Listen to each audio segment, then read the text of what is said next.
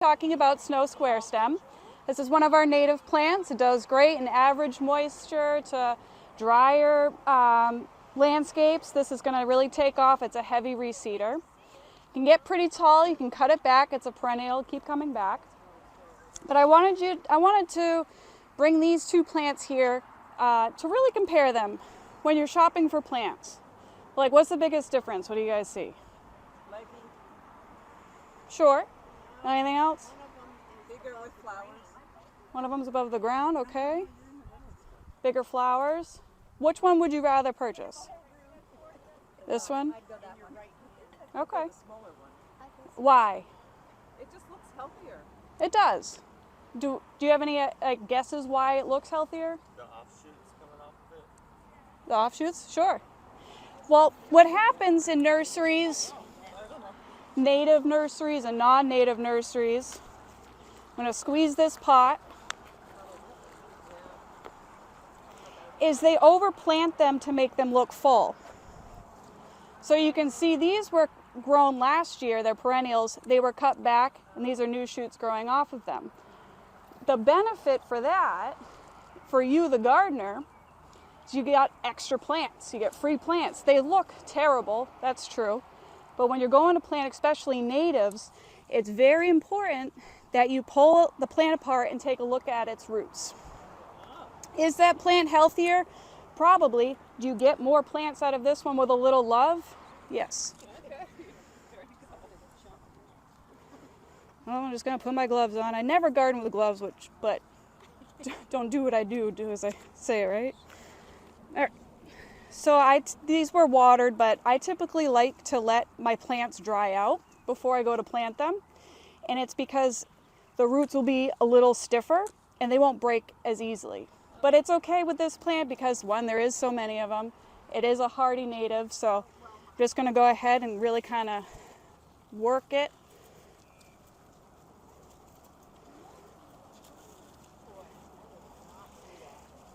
Have you guys ever heard about root pruning? Yeah. So when you are doing this, don't be afraid. If it's a taproot, that's totally different. So if you're dealing with a plant with a taproot, you want to be very gentle, not to disturb the taproot. Dig a very, very deep hole, and it's a different process than just a general one with regular old roots that spread out. So I'm going to go ahead, continue this. Now, if I was planting a shrub or a tree, I would actually take a hose to this and spray off all the roots to really look at them, because you don't want circling roots. If you do have them, which it happens in nursery pots, go ahead and cut all the ones that are starting to circle, because they're never going to branch out the way they're supposed to. So if you pull out a shrub or a tree, again, you see those circling roots, it's okay to root prune. It's okay to be aggressive. You won't see a lot of growth the first year, especially with perennials. So the saying is, first year they sleep, second year they creep, third year they leap. So don't expect miracles to happen. You know, gardening's a process. And especially with natives, you get to actually see their transformation over time. All right, so now that this is pretty loosened up, I'm just going to pull gently. And again, if this plant was a little drier, it'd probably come apart easier. So we have one. Bang for your buck. I like it. Yeah. I know you would sing.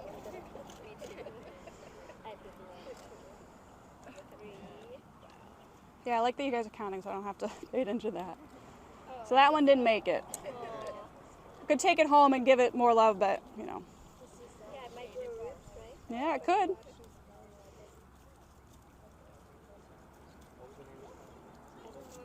you tell me the name of the plant again?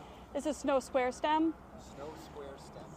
Let me pronounce the Latin name for you. Melanthera nivea. That's not going to help me. All right. So another thing with planting with natives is you don't want to use the soil that it came with, because even I'm a native nursery and I have to, because you have to use fertilizer. The plants deplete all the nutrients when they're grown in pots. So we all use fertilizer, so you don't want to use the soil from the nursery pot. You want to use the native soil that's here Again, it's going to take a year or two to look really impressive, but it'll adapt faster to your soil than it would if it had the fertilizer. If you use this soil, it has no reason to really spread its roots out. It has all the nutrients right there. So you want it to go ahead, spread out. I really wish we brought a shovel for you. You know, I usually don't use shovels. Oh, do you? Yes. All right, so just going to go ahead. I'm going to make this a little bit wider.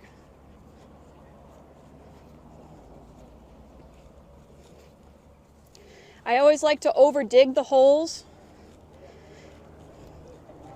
so I can really get a good idea. So I'm going to spread the roots out as much as I can. Like just about like that. You want the soil to come up to the same soil level that was already in the pot. You don't want, if it's too deep, it'll die. If it's planted high, let it thrive. Just if you can remember that.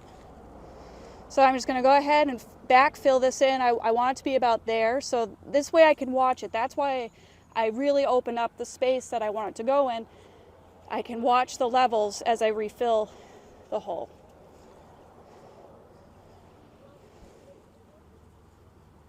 And I can make sure the roots, you know, stay spread out. Make sure it's not leaning over too much.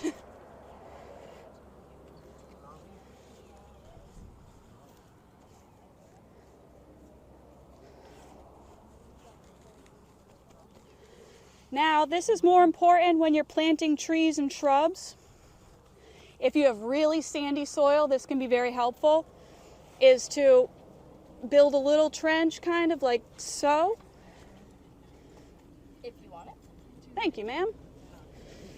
So that way when you go to water, it's not just running off, it's collecting and it's seeping in. And then you can just cover that with mulch if you were to cover the mulch back up. Go to about here.